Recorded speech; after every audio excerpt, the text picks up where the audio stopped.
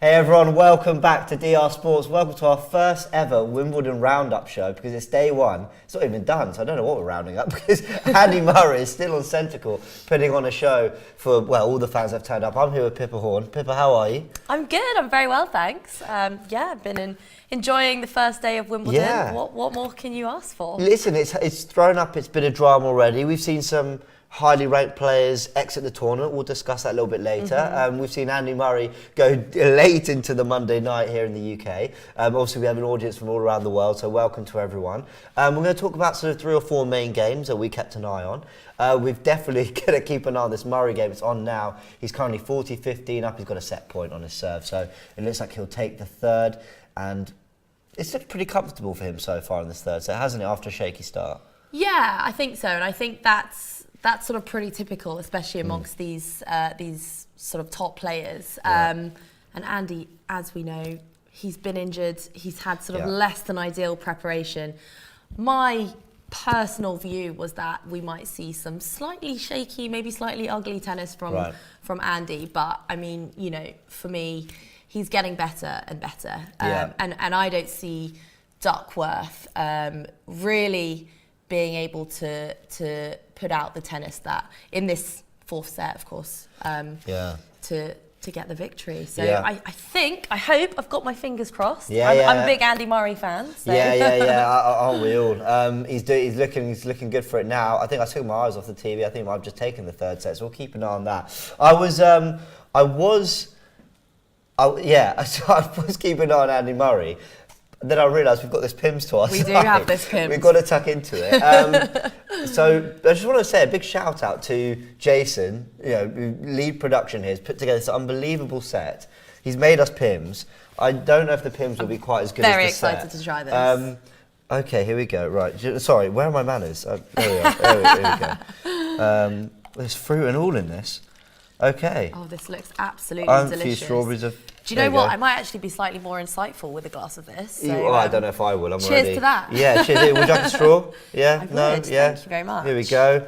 And of course, send in any questions, any thoughts, any comments. And I'll get a no for it. Oh, there we go. Well, I've spilt a bit, but there we go. Thank you.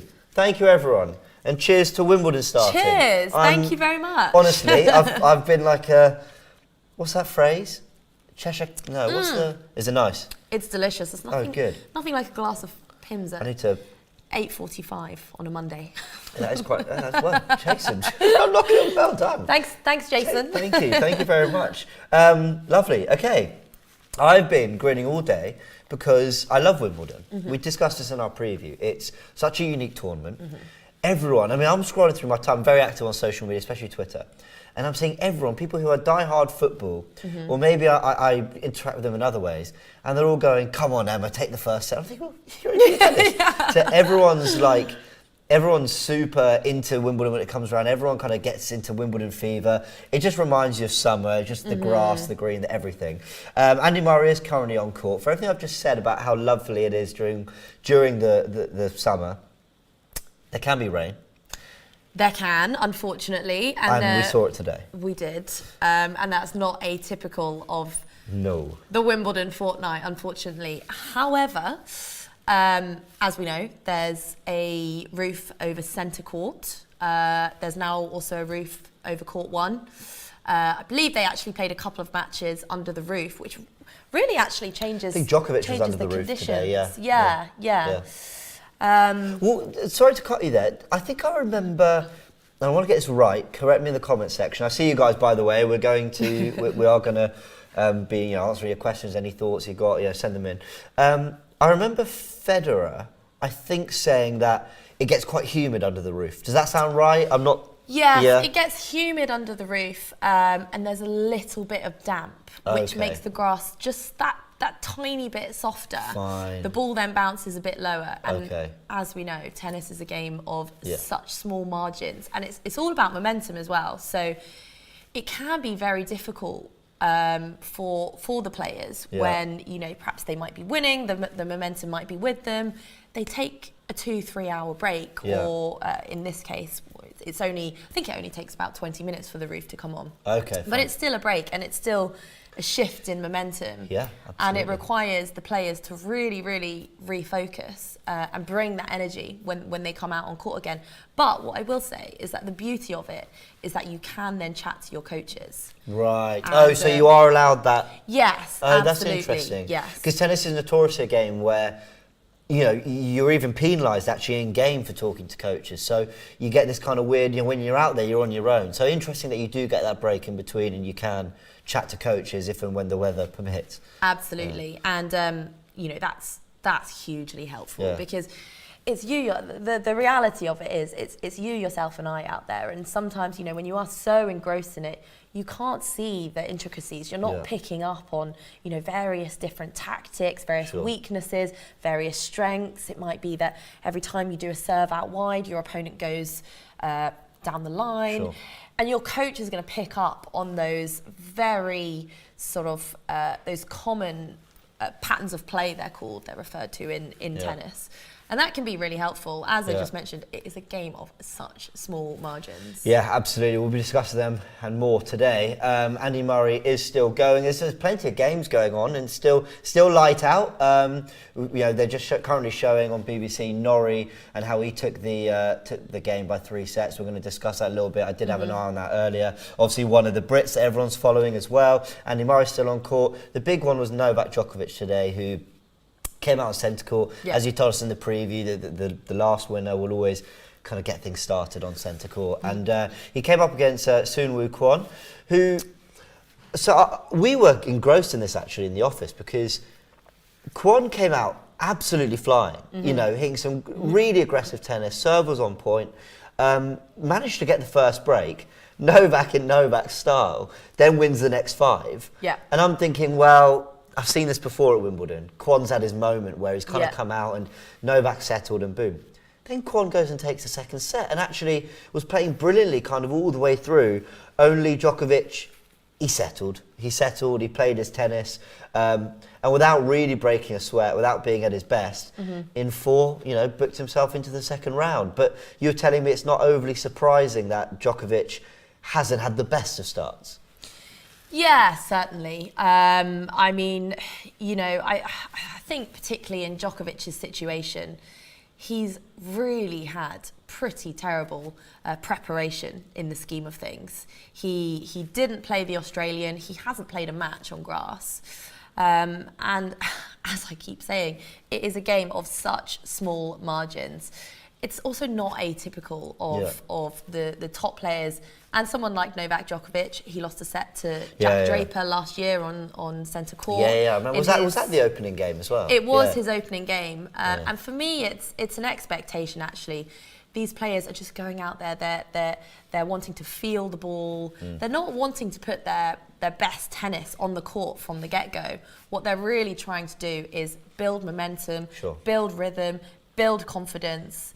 And actually, there is sometimes a bit of a fear that they are going to peak too early. You don't want to play your best tennis in the first rounds when you don't need to. And I think the beauty of it for me is that as a spectator, you just know that Djokovic has 3, 4, 5 more levels in him. And as soon as it gets tight, that's when he's bringing out his best tennis. I know this isn't something you would have experienced. And actually, quite frankly, how could any of us try and put ourselves in Djokovic's position? But at his age, and I mean that fully respectfully, you know, but he's not, you know, he's not in his mid-20s.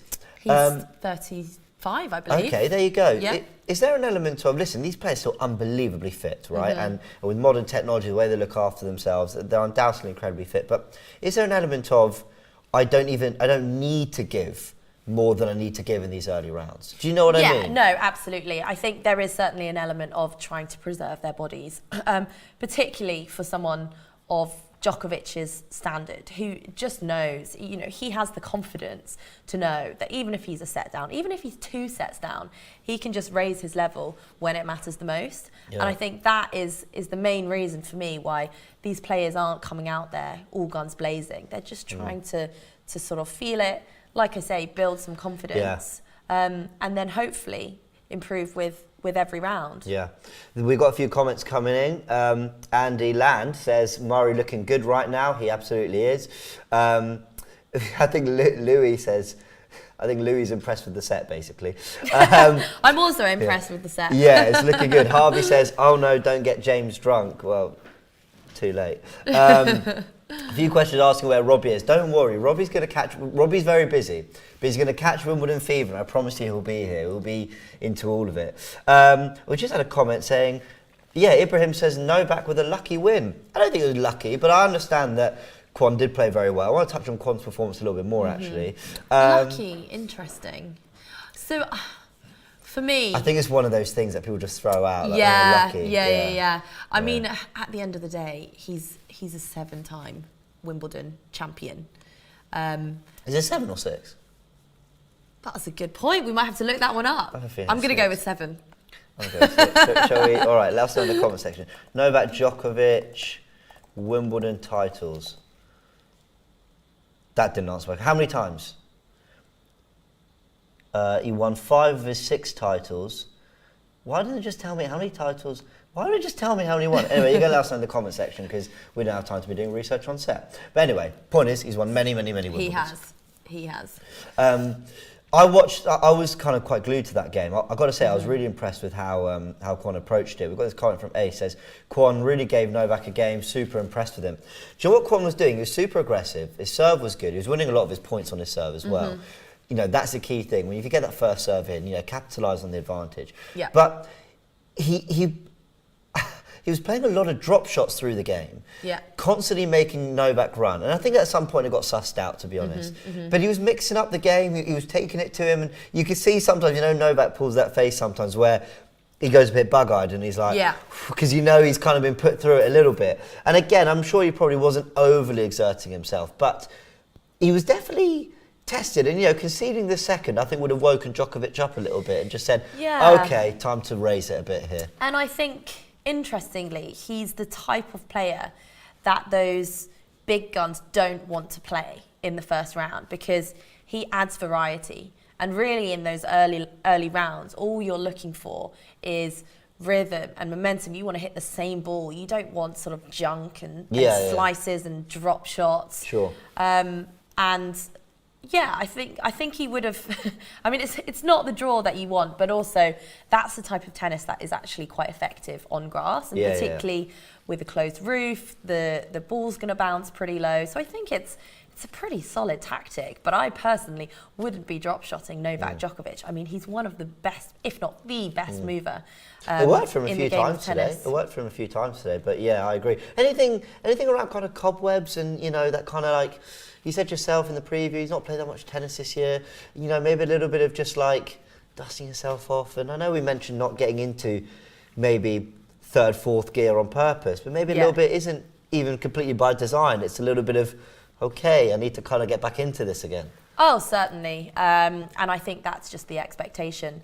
But for me, the sign of a true champion is, can they get the win when they're playing badly? And I actually personally watched Djokovic practice on Saturday, I think it was, and he was all over the place. Really? He was absolutely all over the place. Oh, wow. But it's in those times of adversity when you're not playing that well and you're not feeling the ball and you don't have that much confidence, can you go out there and get the win? And that's what these top players, these Grand Slam champions, these great players, for me there's a clear distinction between good and great. Djokovic is great. And I think as a spectator, you have that expectation that even if he's not playing very well, and even if he's getting slightly frustrated, which we did see a few signs of frustration from Djokovic. You're right. Like I say, they do want to preserve their bodies. If they can get a 6-2, 6-1, 6-1 victory, then that's what they want. And I think he was pushed maybe slightly more than he wanted. But for me, it's absolutely no surprise that he came through. Yeah, no, neither for me. Let's go through some more comments. We've got Andy asking, how far does Murray go in Wimbledon this year? Well, at the moment, he's looking okay for the second round. They've just started the 4th set. Any kind of early ideas as to what you're expecting from Murray, distance-wise? Yeah, I mean, so for me, the interesting thing about Murray is that rightly or wrongly, from a results point of view, he expects to be there. He is playing to win Wimbledon. And I'm not sure, maybe controversially, that opinion is perhaps not shared by, the large majority of spectators purely because he has had a string of injuries. Yeah.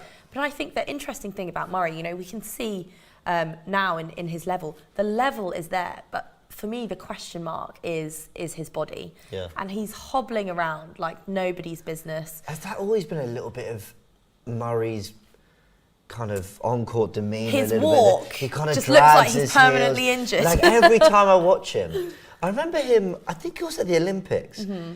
I think he went to either, I can't remember if it was a best of 3 or best of 5, but the point is he went all the way against Del Potro. Was it Del Potro? Listen, I might be talking rubbish. I can't remember. He played someone. And he was absolutely, he looked on his knees, he looked absolutely, and he won. And I thought, are you sending signals? Is it mind games? Is it just the way he carries himself? Because I agree, you're right, he was 5-1 up in the third. Yeah. And he looked really disappointed. And I don't know, but maybe that's just the standards he holds for himself. Yeah, I mean, I think he does have incredibly high standards. Yeah. But we know the levels there. I mean, he made the final of Stuttgart. Yeah, exactly. Narrowly lost to Berrettini, but prior to that, he withdrew from Surbiton.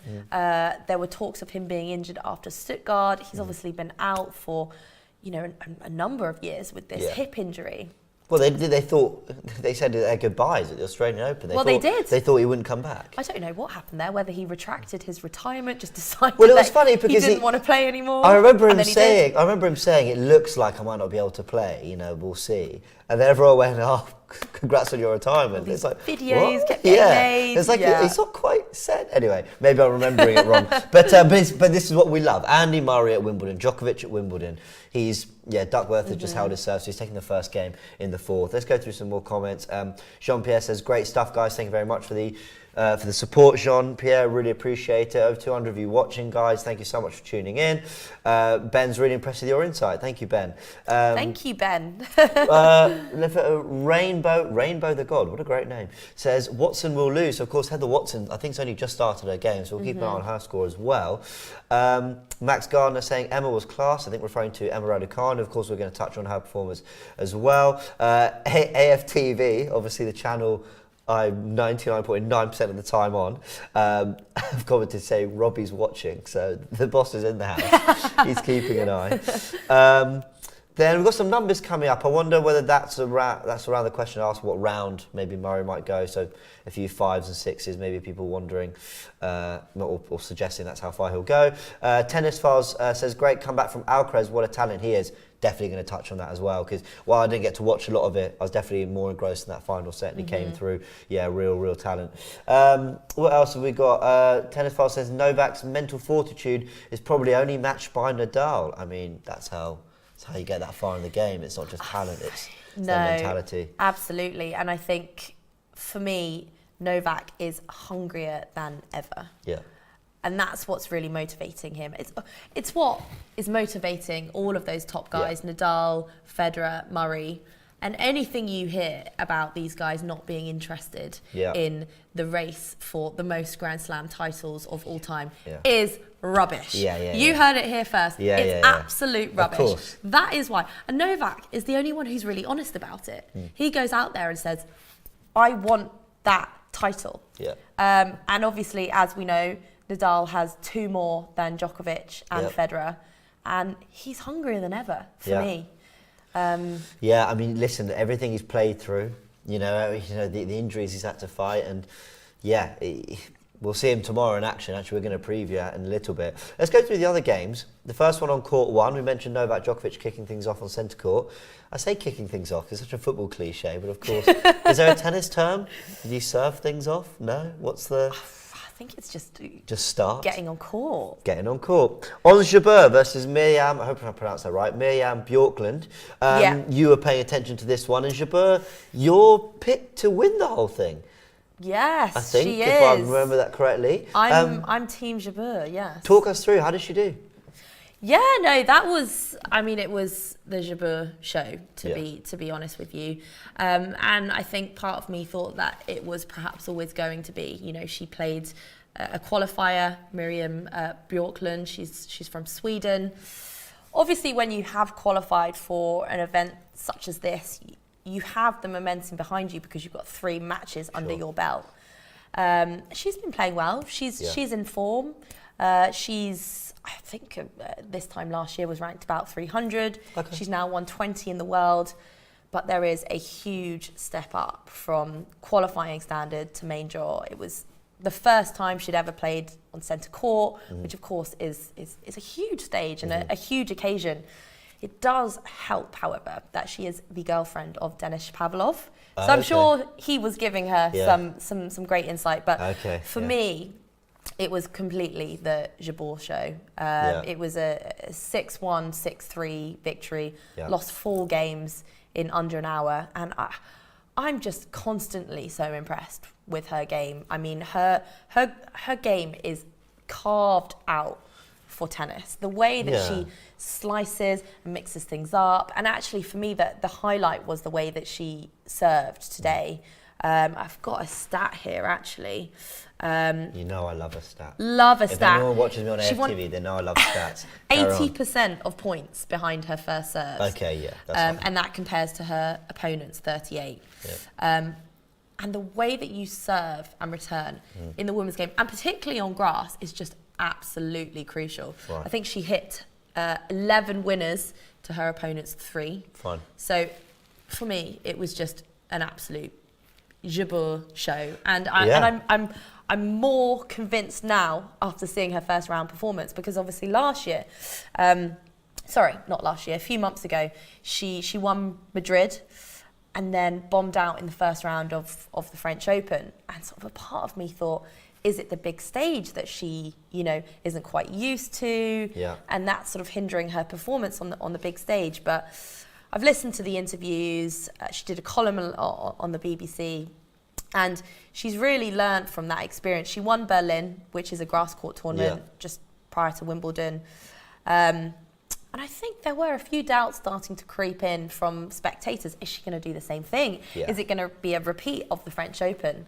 And it looked to me as if she was squashing those concerns from the get-go. She came out all guns blazing, and she was just so relaxed. She just looked so chilled out and laid back on court. She was hitting her drop shots, she was mixing it up with her slice, and I was just really impressed with her level, to be honest. Yeah, she looked in total control. I was kind of tuning in and out over lunch, but before I knew it was done, I was like, oh, she's won. It was under an hour. Yeah. That kind of threw me. I was like, okay, wow, well done.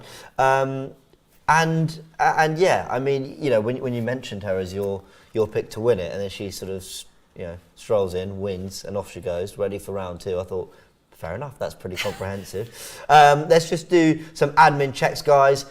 Hit the like button if you enjoy this video. Please smash a like, it helps us. Subscribe. There you go, yeah, absolutely. Yeah, thank you for the Pimms, Jason production. Subscribe to the channel if you haven't yet. Of course, DR Sports covering Wimbledon throughout the 2 weeks. There'll be a live show. We've got us 2 tonight, me and Pippa. You're going to have AGT, Alex. You're going to have Robbie as well at times. Lead judges will be making an appearance. So plenty of people here to enjoy the championships. We're all super excited about it. And you know what? I just know, as it goes on, everyone gets more into it. Everyone's, I'd quite like to chat about tennis and everything, because everyone gets Wimbledon fever. So lots of people will be appearing and getting involved. So do smash a like on this video. Do subscribe to the channel so you can see all the content that we'll be doing.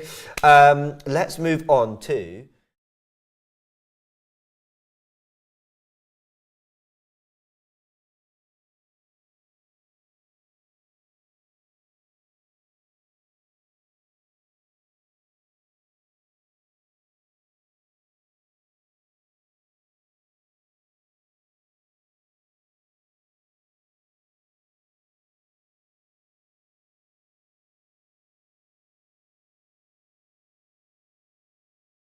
On the preview last week in British tennis, I think what happens is one person starts to do well, and then people start to believe, they start to say, well, if she can do it, I can do it. And that's what's happening in Polish tennis at the moment. Yeah. She is a qualifier. She does have matches under her belt, which of course always a good sign. But the way that Jabeur played today, for me, I'm Team Jabeur all the way. I think she's number 2 in the world. She's in form. She loves the grass. I don't think it really matters who her opponent is, to be honest. Yeah. I think it will be my prediction is a comfortable, perhaps sort of 2-2, 2-3 victory, Sure. especially if she's able to bring the level that she brought today. Yeah, fair enough. We've got some more comments coming in. Someone goes, let's go. I love tennis and grass. Fair enough. Doz says, amazing job, James and Pippa. Thank you. Tim asking, is Cilic playing tomorrow? Yeah, he must be, because I didn't see him on the round of games today. So we will fly through some of the results from today and what's coming up tomorrow. Matteo says, Rafa will, so this is answering who's going to win Wimbledon. Says Rafa will, people say he's not that good at the grass. He's still better than everyone else apart from Djokovic. Yeah, I mean, how can you ever look past a player like Nadal? But Nadal-Berrettini, that's a potential semi-final that you think could swing either way, maybe, if it came to that. Yeah, absolutely. I mean, interesting. Nadal isn't very good on grass. Well, I do think he has 2 Wimbledon titles to his name, so I would say he's pretty good. But I did say last week actually that Berrettini's my pick to win. Okay. And so I don't know. I would need to see them in action actually. Listen, I'd love to see that semi-final. Well, exactly. Going into the championships, I thought maybe Berrettini, but who knows? Who knows? We'll see. I can give you more insight on that when I've seen them play. We'll have that answer start to be carved out from tomorrow. That's what's exciting. People are asking, what are they asking? Do you think they should ban the underarm serve? Well, we're getting into all areas of tennis now. Just very quickly, do you have a problem with it or not? Should they ban the underarm serve? That's an interesting one. I don't think so. I mean, a lot of players think that it's a slightly disrespectful thing to do. But I don't think really there should be any rules around it. I mean, at the end of the day, however you want to get the ball over the net is however you want to get the ball over the net. And it's actually a very hard shot to hit. Yeah, I've tried it against my brother. It's an incredibly hard shot to hit. And it's like, wow, that looks really easy, it's not. Yeah, I remember once playing a tennis match in Italy and I had an elbow injury and I couldn't serve. Right. And my coach said to me, we just hit underarm serves. Oh, wow. And I went out to practice my underarm serves and it was absolutely appalling. Really? So I don't think that they should necessarily ban underarm serves. I just think you're at a total disadvantage if that's what you're choosing to do. Right, okay. Yeah, see, I've always quite liked it. I mean, since Kyrgios really made it a talking point a couple of years ago, I like it because the game can be so, especially on the grass, can be server dominant. Yeah.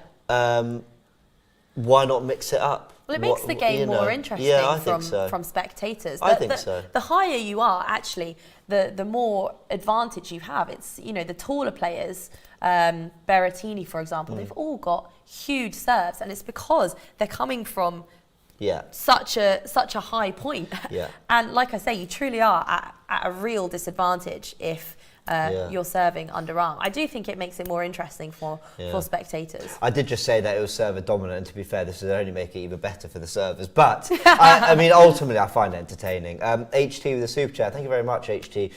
Says thoughts on Alcaraz, who won today. We are going to touch on Alcaraz, don't worry, because I'm no expert on him. But went to 5 sets, a 19-year-old playing at Wimbledon. We will definitely discuss that a little bit later. Some more questions coming in. We'll come back to those guys. Let's talk about Cameron Norrie, and we do have Heather Watson, who's currently 30-40 on her serve, but 5-3 up. Is she on centre court or court 1? That looks like... No, she can't be on centre court. Can't be on Murray's on centre court. Yeah. She's on court 1 at the moment. So, and she's just been broken. So it looks like... Well, she was serving for the set, and she's now going to be made to work a little bit harder for it.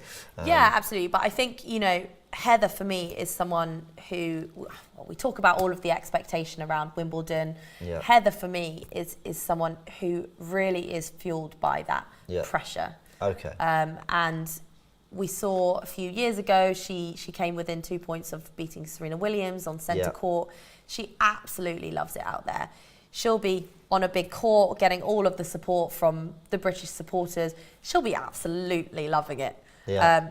This is what she's all about. And so I think that, she's got the game there with the support of the British crowd. I'm confident that she's going to come through this match. I saw her on centre court against Serena Williams, that famous match. What was it, about 6 years ago maybe? And yeah, I mean, Serena Williams was doing Serena Williams things there, but she raised her level and was fueled by that centre court crowd. So Absolutely. yeah, I've seen everything you're saying absolutely firsthand. Cameron Norrie defeated Pablo Andújar today, 6-love, 7-6, 6-3, I believe, in the third. He cruised to the first set win. Now this was one of those court 2 games, I believe. Court 2, 11 o'clock start. Out they are, 6-love win in the first set. Andújar comes out, shows real grit, determination, pulls himself back to a tie break. Obviously does lose that in the end. There are a few breaks because of rain. Andújar wasn't happy about a couple of things here and there. But explain to me how a player can cruise 6-love and then be forced all the way to the tie break. That's the one thing I've never understood, because in any sport you're playing, when you're feeling yourself a bit and you're on form and you're going at it, you know, you I don't know how to explain it. You maintain that rhythm, but is it just a case of Andújar going, right, got out my system, and he finds his own form? I mean, I think there are a variety of reasons why that happens, and it's not uncommon. You know, it might be that perhaps he was slightly nervous. Perhaps, you know, he hasn't been on this big of a stage. It was court 2. And tennis is a game of such small margins. So if there's just an element of your game that you're not quite feeling, maybe you're a little bit tight, it might mean that actually, you know, you do get off to a very, very slow start. And then it's all about just refocusing. So you might find yourself 6-love down. Yeah. But the sign of a really great player is, you know, having that conversation with themselves at the change of ends after the first set and thinking, what happened? Yeah. What can I do? Why have I found myself in this situation, and how can I get myself out of this situation? And that's, you know, credit to him that he was able to put on such come back from that and put on such a strong performance in the second set. And credit to Norrie, of course, for not letting him in and not letting him come back. But it's a game of such small margins. And actually, one thing I would say is that a 6-love set does not mean that it's an absolute steamrollering. Right, yeah. Because, you know, it could be deuce advantage, Sure. and it could actually be a really long set. It's just your opponent might have been the one who clinched those really, really important points. Yeah. So I think that's also a very important point to recognise. Yeah, Norrie, obviously one that's very much talked about in British tennis. What's your kind of feeling in terms of what we can expect from him this year? How far do you think he can go? What's the feeling around him as a player and his kind of potential ceiling as well? Well, I mean, for me, Norrie is hugely underrated. Okay. He's now top 10 in the world. Yeah. He's our number 1 men's British player. He has multiple titles to his name. We know that he did very well at Queen's last year, made the final. Yeah. He's beaten some absolutely phenomenal players. So I think for me, the level is there, and it's just about, you know, can he deliver that on the big stage? I don't believe he's got past the 3rd round at Wimbledon before. I don't think he has. So his success actually has been sort of more in challenges rather than Grand Slams. But I can never wrap my head around why he's so underrated. I mean, it was strange to me that he was on court 2. Yeah. Because bearing in mind, he's the number 1 ranked British player. You know, perhaps it's because he was raised in New Zealand. He has a New Zealand accent. Okay. He's very understated. I mean, he's a lovely, lovely guy. And the way that he plays, you know, lefty, mixes it up, gives his opponent a bit of junk. I mean, let's put it this way, he doesn't play like Roger Federer. He's not as easy on the eye as someone like Federer is. But he is a very, very solid player. And that's been backed up by his results of late. So I think for me, I have very high expectations of Cam Norrie. I think, you know, he believes in himself. He's incredibly fit. You know, when it gets tight, he knows that he can outlast his opponents. I think he's one of the fittest players on the men's tour at the moment. Yeah. So for me, I don't think there's a ceiling for Cam. And my hope is that, you know, the British public can start to see that, and hopefully he has a run, goes deep at one of the slams, and then, you know, maybe actually gets the credit that he's deserved for a while now. Well, yeah, I mean, obviously we're all hoping he does go far. Obviously, fantastic British tennis. We know the Brits will generate the big crowds at Wimbledon as well. I imagine Court 2 would have been absolutely packed. And he was made to work for it a little bit more against Andújar. He's playing Jaume Munar in the second round. I'll be honest, I don't know anything about Munar, but we will be keeping an eye on that. In other news, we didn't even get to mention that we did have an eye on Jannik Sinner versus Stan Wawrinka. Sinner did go through in 4 sets, looked fairly comfortable towards the end. Just a word on Wawrinka, because when I've watched the old guard, the Federer, Nadal, Djokovic, Wawrinka was kind of always there, not at their level, but he beat Djokovic, I think, in 2 French Open finals. I think it was 2. It's definitely one of them. But I think he has 1, 2. He might have beaten Murray in the other one. Let us know in the comment section. Who did Wawrinka beat in his finals? I think he's got 2 French. And he's appeared in sort of finals and semi-finals here and there. He's always been a terrific player. His backhand is just unbelievable to watch. I remember watching him versus Gasquet maybe 4 or 5 years back. It was just backhand to backhand to backhand. I thought I could watch this all day. So a top player. Shame we've lost him, but we did lose him to, I think, the 10th seed at this tournament in Jannik Sinner. I'll just have a little look. But yeah, just a shame that we've lost. Either way, we were going to lose a good player today.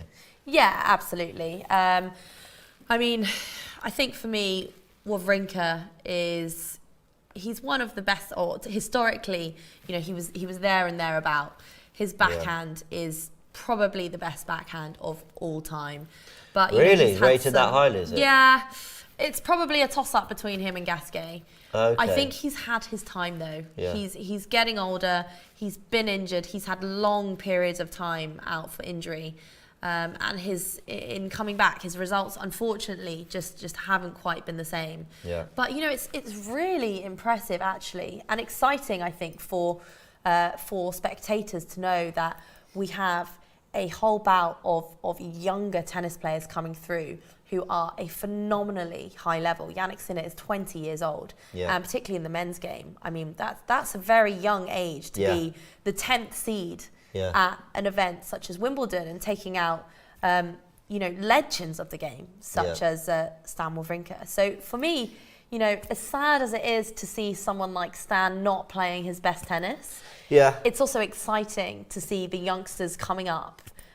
He did roll back the years at times today. No, there are little absolutely, things that I thought, absolutely. that's Wawrinka, isn't it? It gives me hope for the future of tennis. I think we're in great hands with the likes of Sinner, Casper Ruud, Alcaraz. I know we're going to talk about him in a second. It's a very exciting time. And Sinner, another Italian, I believe, so my mum will be happy. That's 2 Italians in Sinner and Berrettini we get excited about. Now, let me just quickly tell you guys about content, because we've got comments coming through. Are you going to be doing watch-alongs? Well, this is a semi-watch-along, because we do have Murray here on the big screen. We are keeping an eye. He's 3-all in the 4th. Duckworth serving at 15-all, so we'll keep an eye on that. That's kind of creeping towards a conclusion towards that 4, so we'll find out. I mean, I don't think Murray in his first game will want to be going to 10, 11 p.m. on centre court. Just when's the cut-off point, time-wise? So I think it fully depends on light. But I think if the match is being played under the cover, under the roof, I think they'll just play until finished. Wow. And we saw today. Strap in. How much Pimms have we got? Strap in. Oh, I think today there are a couple of rain delays.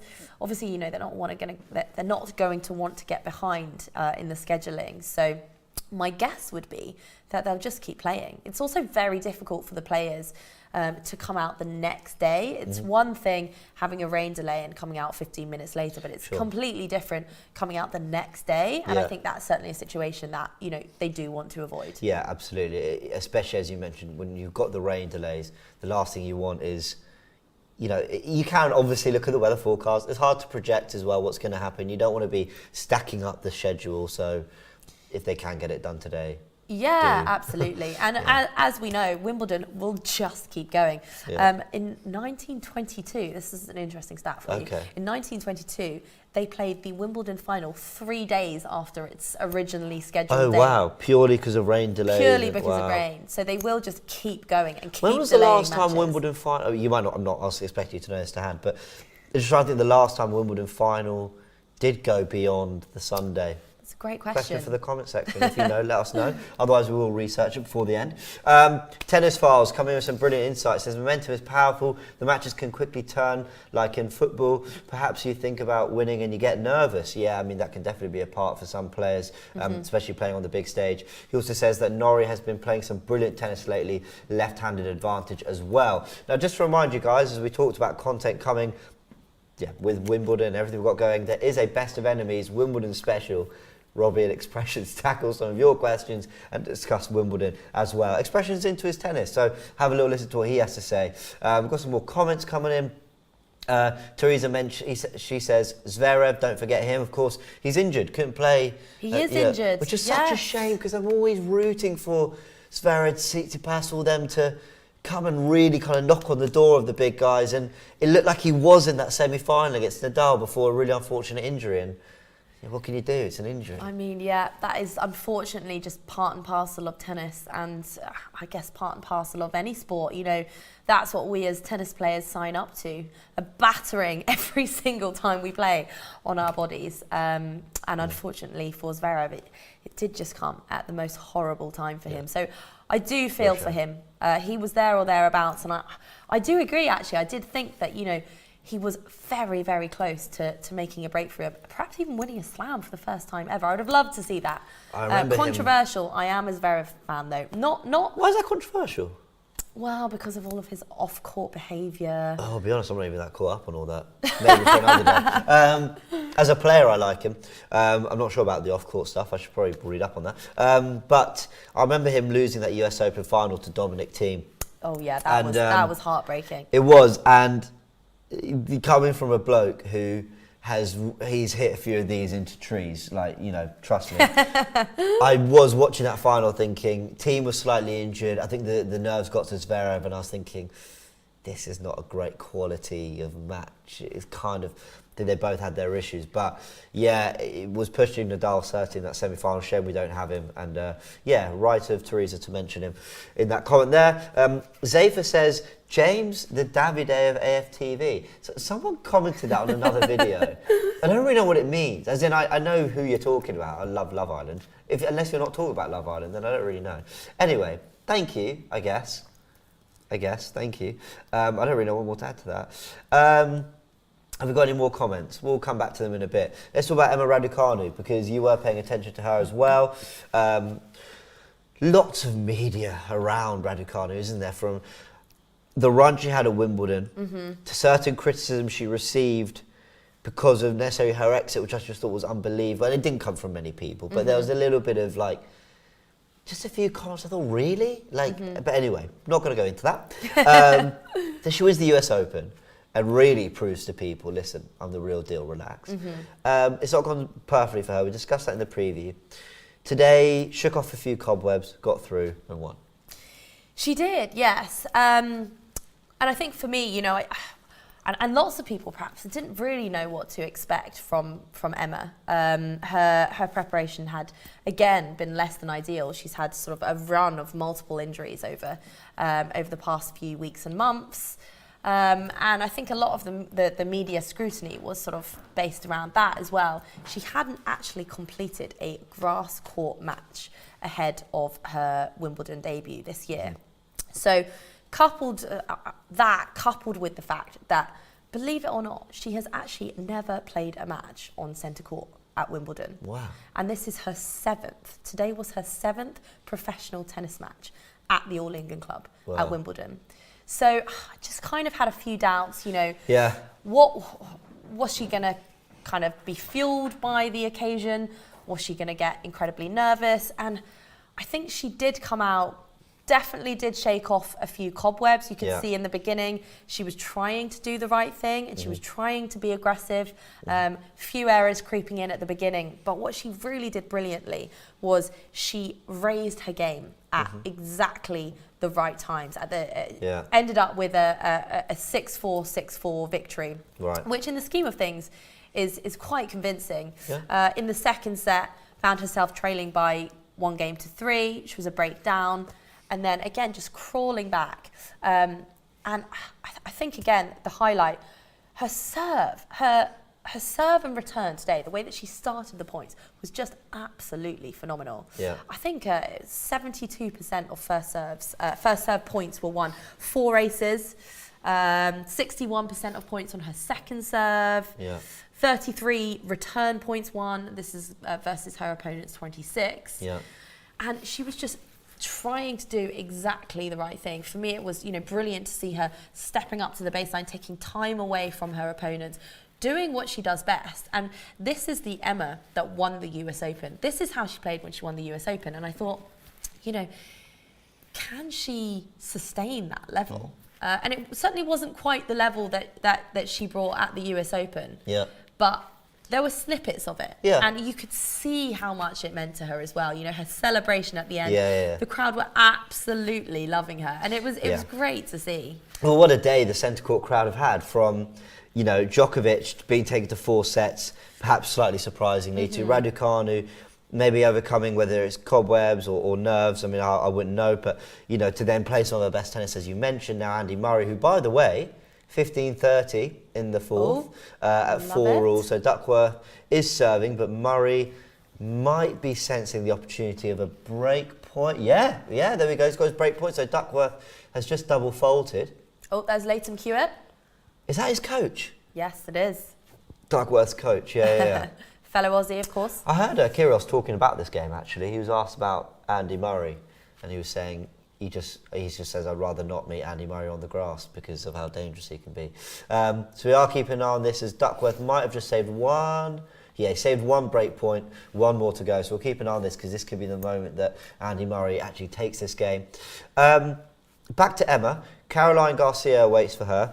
What would today's match have given her? Is it a case of, cool, one's done, nerves gone, off we go? Or does it add to the nerves? Okay, now the second round, then the third. How does it work in that way? You've been on court. What's the point at which you're thinking, that's the pressure bit, and then actually you release it and you're done? Yeah, I mean, I don't think it's a sort of one-size-fits-all answer to that question, of course, to be honest. I think it's, very personal. And I think it also depends on how you feel on the day. So there are multiple factors that contribute to nerves. Even sort of what you've eaten on the day, how you've slept, how you played in practice. Can delays, can if a game delays, goes on, exactly, maybe momentum shifts. But I think, this is Emma Raducanu.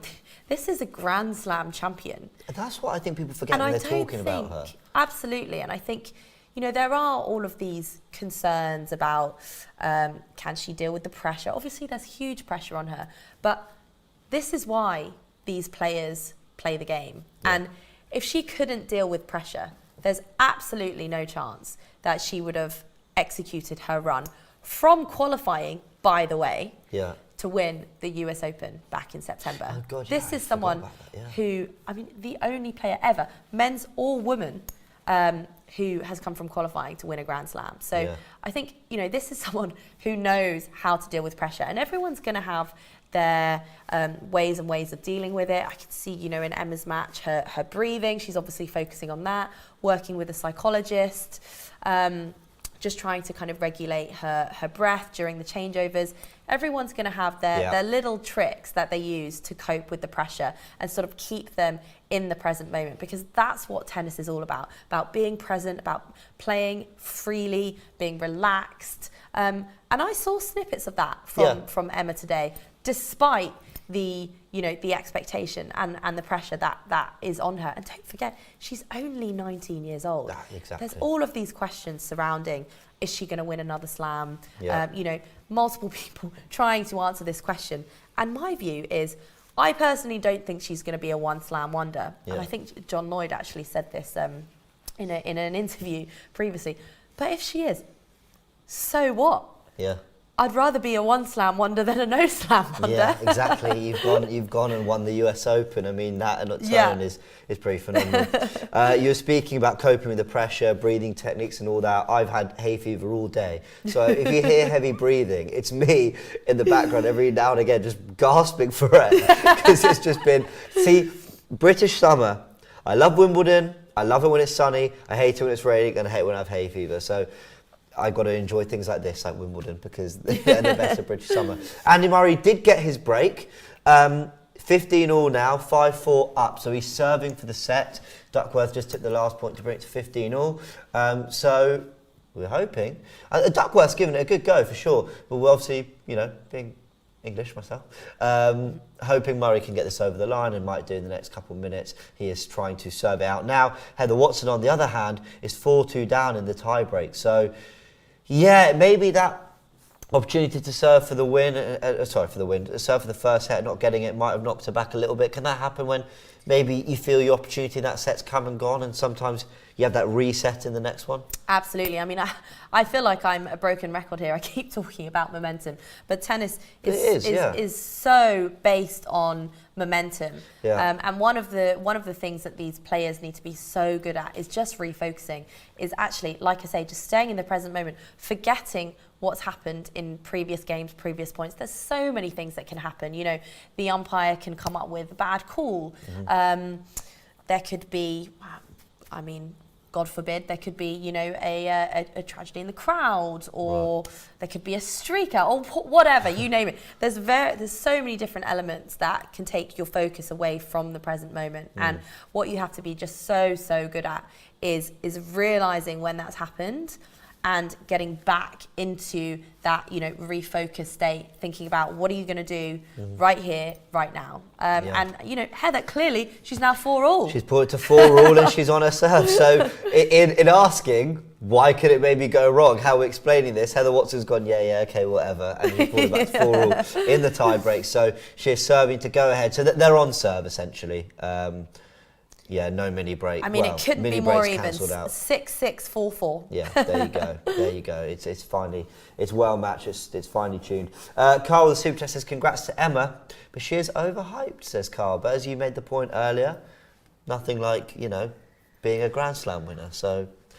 No, absolutely, and she will always have that Grand Slam title to her name. And like I say, she's the only player in history to come through from qualifying and win a slam. So for me personally, I wouldn't say she's overhyped, but I would love to see her back that win up, and I think we will. Yeah. Tennis Files of Super Chat says, great job, James and Pippa. Thank you very much. And thanks to you for your Super Chats. They've been incredibly insightful as well. Thank you for very, very much for contributing to the conversation, as with all of you guys who have been in the comments. He says, would love to interview on my podcast sometime. It's on Tennis Channel's podcast network. Cheers from the US. Tennis Files, get in touch with the DR Instagram account, and would love to do some work with you as well. What else have we got here? Any more comments coming in? Teresa says her favourite was Jeannie Bouchard. She's still playing? I'm not really... Yeah, Jeannie is playing. Canadian tennis player. She obviously made the final 1 year. She, unfortunately, has been injured for a very long time. But I did see on Instagram, actually... Oh, is that Murray with the win? Yeah, as we're getting caught up in all your comments, Murray's won it. It's so typical, isn't it? That was our one job, James. I know, our one job was actually to pay attention to the game. So well done, Andy. Round of applause. Well done. Cheers to that. Cheers to but that. He's back on centre court. He's winning. Well done. I know I took away from the Jeannie Bouchard question. But yeah, sorry, she had an injury, you said. Yeah, she's had a long-term injury. But I did actually see on Instagram she's making a comeback. So... it'd be great to see her back on court. Yeah, it really would be. So Murray's got it done. James Duckworth beaten in 4 sets. He took the first. Murray responded. Look, I don't claim to be an expert. Watching Murray in that first set, I didn't think he looked aggressive enough. I don't know. Tennis Files, let me know in the comments section if you agree. But as the game went on, especially in that second set, felt to me like he was hitting more winners. I'd love to see the stats. Felt to me like he was making those passing shots down the line that he's renowned for at Wimbledon as well. Ends up, I wouldn't say cruising, but has made it fairly comfortable for what it looked like it might be in, was it 20-10 in England? So absolutely. He's got it done in good time. There were signs of frustration there from Andy throughout, actually, even when he's sort of cruising in the last 3 sets. But I think that's just Andy Murray for you. He has such high expectations. And I think that's almost exciting for spectators like us, because he knows he can bring a higher level. And, it's obviously just frustrating for him that he's not delivering that. But I think there's plenty more in the locker. If he can keep fit and healthy, then I think Andy could be certainly a contender to go deep in this year's Wimbledon. I mean, I'm rooting for him. I'd love to see it. Love Tennis Files. He's come straight back. It's right. I love this guy. Says, haha, I agree. Andy can tend to play more defensive style and grind out points instead of being the aggressor. I know something. I know something. I mean, does Tennis Files want to join us here? Because we'd love that. Fly in from the US, I mean, by all means. We've got 5 minutes to go of this stream. Let's quickly preview and just have a little look at some of the other games. There are 5 that stand out to me, 2 on the men's. Jub versus Kyrgios. That's a Brit versus a player who, love him or hate him, and I love him. I find him such an entertainer. I won't go into everything he's done right and wrong. I'm not going to. We're talking tennis here. Yeah. He's been such an entertainer for me, Kyrgios. I want him to win a slam one day, just because I think the talent merits it. I know you have no divine right. Talent isn't enough and all that, but I want to see him do well. I'm really rooting for him to do well. He's up against a Brit tomorrow. Thoughts about that game? Yeah, I mean, to your point about talent, I think he's undoubtedly the most talented player on the men's tour at the moment. Nick Kyrgios? Nick Kyrgios, wow. Absolutely. Wow. I think for me, though, it just truly depends on what Nick Kyrgios turns up tomorrow. Yeah. We know he's got the level there. He's beaten Nadal at Wimbledon before. He's made consecutive semi-finals in tournaments running up to Wimbledon. He's a fantastic grass court player. Yeah. He's got the game for it. He's got the serve. He's got the variety. You never know what to expect from someone like Kyrgios. So on paper, you would think he would absolutely steamroller a match like that. But for me, it just depends on, does he want it? And more so this year than ever, I have question marks over that because there are no ranking points. Right. And he's been quite outspoken on that topic. Yeah. And I wonder whether that maybe is slightly demotivating for him. Well, I watched his press conference going into this, and he said that he's actually happier and he thinks it's made him a better player, the amount he's played this year. He says he's feeling good, he's been playing well on the grass, and that the ranking points don't bother him as much. I think that's what he says. Forgive me if I've got that wrong, but I'm pretty sure that's what he said in the press conference. So I think he's feeling good.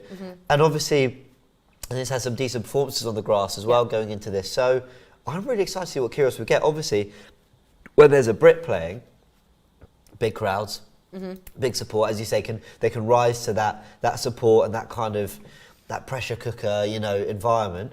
You expecting Kyrgios to get this done though? I think so, yeah. My prediction is Kyrgios in straight sets. Yeah, fair enough. And by the way, Watson has just gone to 7-all in the tiebreak of the first. She did have a set point there. Let's talk Rafa Nadal. 2 slams already. If he wins this, he might be the first to... Would he be the first to do the calendar Grand Slam? What's it called? It's called the Grand Slam? He wouldn't be the first. He would be the first of his era. Fine. So Djokovic hasn't done it. That might not be the case. No, so has he not? Djokovic hasn't done it, but he's held all 4. So he's had... But not in the same year. Yes, not in the same year. So he's I knew had it was US and something then like the that. next 3. And then I think he would have done it last year, but for Medvedev beating him in the final. You're absolutely right. James, your tennis knowledge. I know Love something, it. guys. I know something. Okay. Anyway, someone said he's reading from his iPad. Can you imagine? I had all those notes and just there we go. Nadal is back on court. I don't really know anything about Cherundolo, but we're expecting Nadal to show that he's comfortable on the grass. Yeah. That the injuries are maybe not past him, but that he's managed them nicely. Yeah. And one thing I enjoyed about today, people will think I'm a Djokovic hater. I'm a Djokovic hater. I'm glad Djokovic was worked hard because Nadal, for me, has the harder side of the draw. Berrettini, Tsitsipas, Cilic, all on his side. And actually, for Djokovic to get worked a little bit, I think it's probably a good thing for Rafa.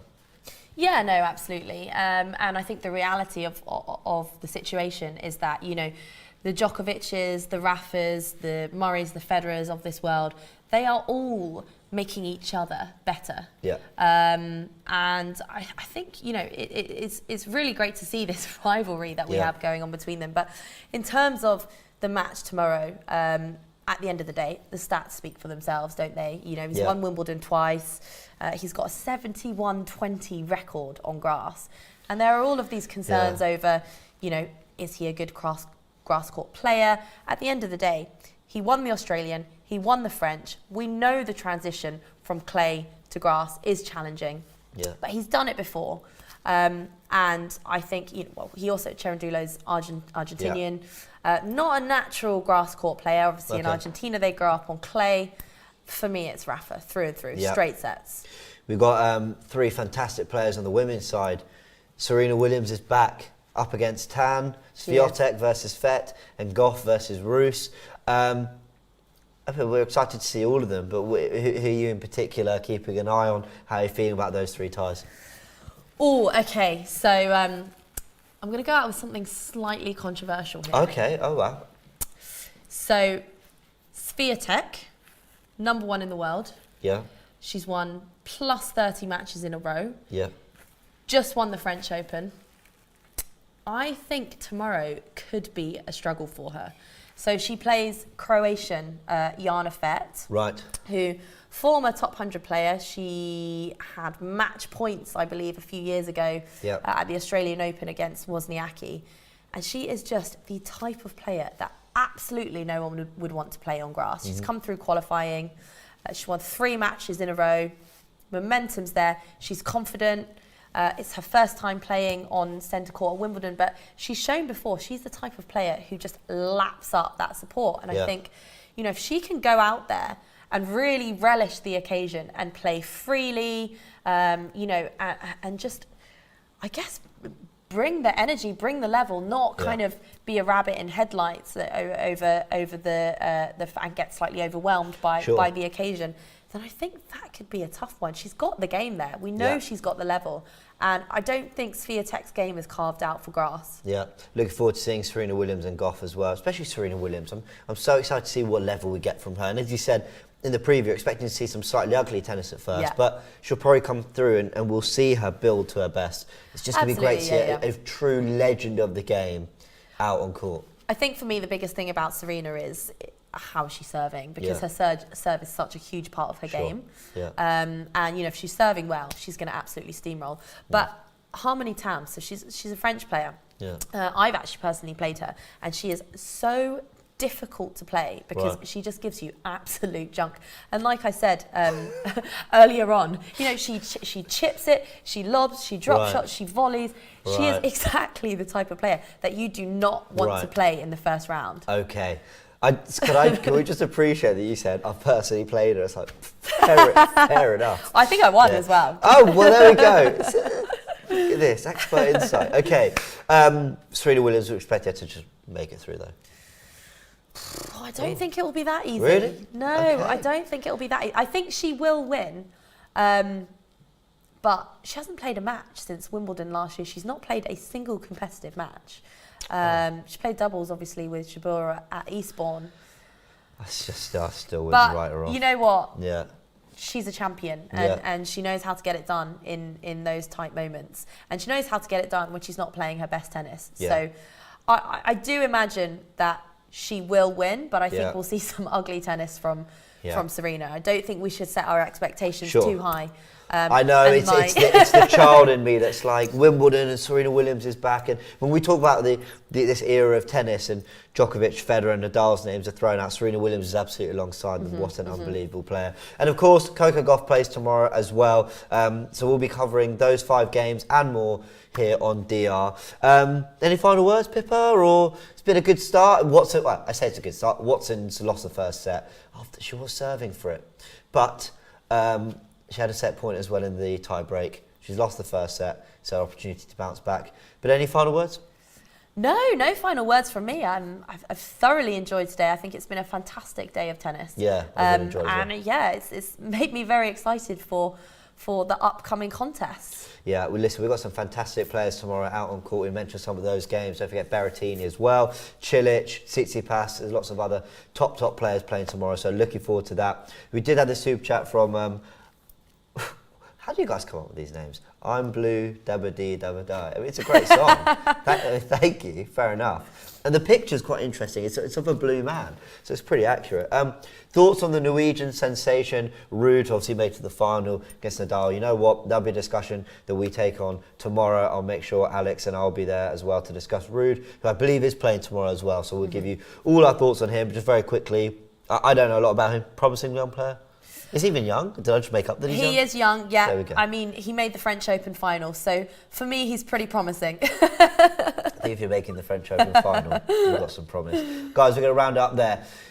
Very quickly, like this video if you've enjoyed it. It does help us out. Obviously, we want to be growing the Wimbledon content. We want everyone to be joining in, sending their comments, you know, discussing with us and enjoying these 2 weeks. Because Wimbledon is not like football. There's always another football match.